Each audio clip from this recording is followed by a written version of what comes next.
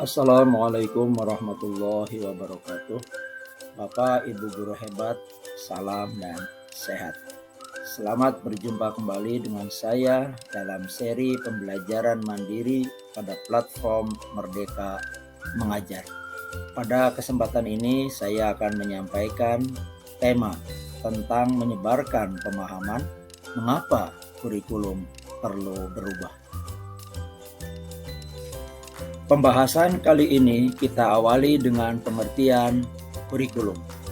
Menurut Undang-Undang Sisdiknas Nomor 20 Tahun 2003, kurikulum merupakan seperangkat dan pengaturan mengenai tujuan, isi, dan bahan pelajaran, serta cara yang digunakan sebagai pedoman penyelenggaraan kegiatan pembelajaran untuk mencapai tujuan pendidikan tertentu. Mengapa kurikulum perlu berubah? Alasannya, 1. Agar relevan dengan perkembangan zaman. 2. Agar dapat memenuhi kebutuhan murid. 3. Agar dapat menyiapkan generasi masa depan yang visioner. Kurikulum yang baik adalah yang sesuai dengan zamannya, terus berkembang dan diadaptasi sesuai konteks dan karakteristik peserta didik demi membangun kompetensi sesuai kebutuhan mereka sekarang dan masa depan. Bapak Ibu, sekarang kita lihat perubahan kondisi zaman dulu kira-kira 15-20 tahun yang lalu dibandingkan saat ini. Kita lihat satu dari perkembangan dalam bidang pendidikan dan teknologi. Dari cara belajar, kalau dulu guru lebih dominan. Murid belajar melalui buku pelajaran, bisa juga koran, majalah, clipping, dan kadang-kadang mereka melakukan pengamatan secara langsung ketika membutuhkan objek yang untuk diamati. Saat ini anak-anak sudah belajar melalui e-book, e-modul, LMS, internet, platform pembelajaran, dan ketika harus melakukan pengamatan pada satu objek bisa dilakukan secara virtual. Kita lihat dari cara mengerjakan tugas. Dulu umumnya berbasis kertas atau paper based. Anak-anak mengerjakan tugas-tugasnya melalui buku tulis, kadang juga mengerjakan di LKS atau melalui buku cetak. Saat ini itu sudah tidak digunakan. Rata-rata anak mengerjakan tugas menggunakan teknologi informasi berbasis digital melalui email, grup WA, Google Drive, dan lain-lain. Sementara kalau kita lihat dari pemanfaatan teknologi, kalau dulu untuk pembelajaran masih digunakan mesin tik, OHP, kalkulator, dan lain-lain, saat ini sudah mengikuti perubahan zaman. Anak-anak memanfaatkan teknologi melalui PC, laptop yang digunakan, tablet, gawai, dan lain-lain menyesuaikan perkembangan teknologi saat ini. Sekarang kita lihat dari poin yang kedua, perkembangan dalam memilih cita-cita atau karir. Dulu mungkin kita masih ingat anak-anak semasa itu memilih karir sebagai dokter misalnya, guru, polisi, tentara, dan profesi lainnya yang seragamnya jelas, penghasilannya sudah tetap dalam setiap bulannya dan terjamin. Nah, sekarang anak-anak lebih memanfaatkan peran teknologi di dalam pilihan karir mereka. Ada yang menjadi programmer, YouTuber, konten kreator, dan pilihan karir lainnya yang mana mereka bisa fleksibel dari sisi waktu tapi menghasilkan penghasilan yang banyak. Itulah yang terjadi sekarang. Kemudian kita lihat dari 3 poin perkembangan dalam permainan. Kalau dulu kita masih ingat ya, usia-usia kita pada saat bermain menggunakan permainan-permainan tradisional.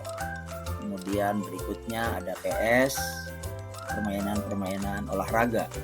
Nah, saat ini anak-anak umumnya sudah menggunakan permainan dalam bentuk digital.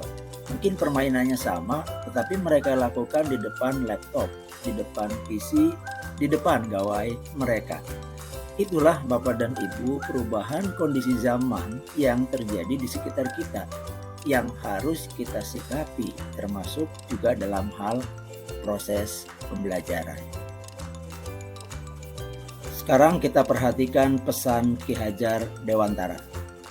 Pendidikan menuntun segala kodrat yang ada pada anak agar mereka dapat mencapai keselamatan dan kebahagiaan yang setinggi-tingginya, baik sebagai manusia maupun sebagai anggota masyarakat. Sebagai seorang guru, harus mengikuti dan memahami tren perkembangan murid yang tergolong generasi Z dan Alpha, di mana menurut penelitian mereka sulit dipisahkan dengan media sosial. Keadaan ini tentunya bisa dimanfaatkan oleh guru untuk tujuan pembelajaran.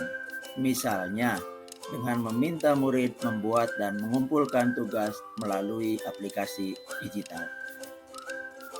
Rancangan kurikulum semestinya memperhatikan kebutuhan murid. Menurut pendapat dari berbagai ahli atau tokoh yang pengalaman dalam hal pendidikan, hasil belajar serta kepentingan murid semestinya sebagai perwujudan yang utama.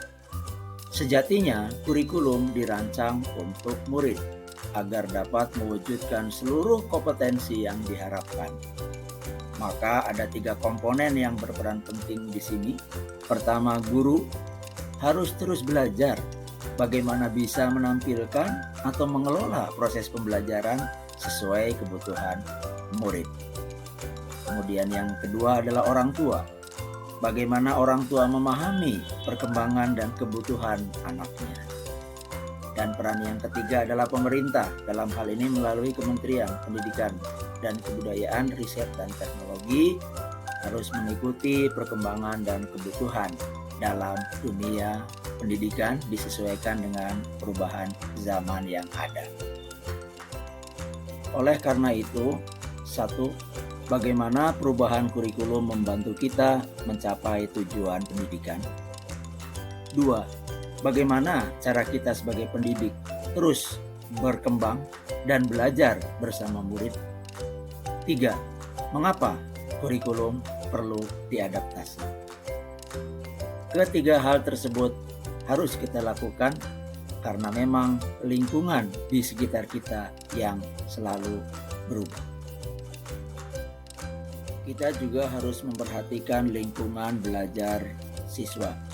Apakah mereka berada di lingkungan pesisir pantai, ataukah mereka hidup di perkotaan, atau mereka hidup di daerah perkebunan yang dekat pegunungan? Perubahan apa saja yang terjadi di sekolah? Apa ada yang mempengaruhi atau mengubah guru dan siswa? Ini yang menjadi perhatian dalam mengelola proses pembelajaran supaya lebih bermakna, kontekstual, menyesuaikan dengan lingkungan di mana murid atau siswa kita berada. Di sini peran pemerintah pusat melalui Kemendikbudristek harus memperhatikan semua melalui proses adaptasi. Hal tersebut dapat diterjemahkan dalam kurikulum operasional satuan pendidikan. Untuk menjawab tantangan ini, dari pemerintah melalui Kemendikbudristek telah meluncurkan kurikulum Merdeka sebagai jawaban dalam menghadapi perubahan yang ada. Nah, Bapak dan Ibu, berdasarkan apa yang tadi disampaikan, bagaimana Bapak dan Ibu merespon perubahan kurikulum tersebut? Langkah apa saja yang akan Bapak dan Ibu lakukan dalam menyikapi perubahan kurikulum? Silahkan respon atau jawaban Bapak dan Ibu dituliskan dalam form umpan balik pada link yang akan kami sampaikan pada slide berikutnya.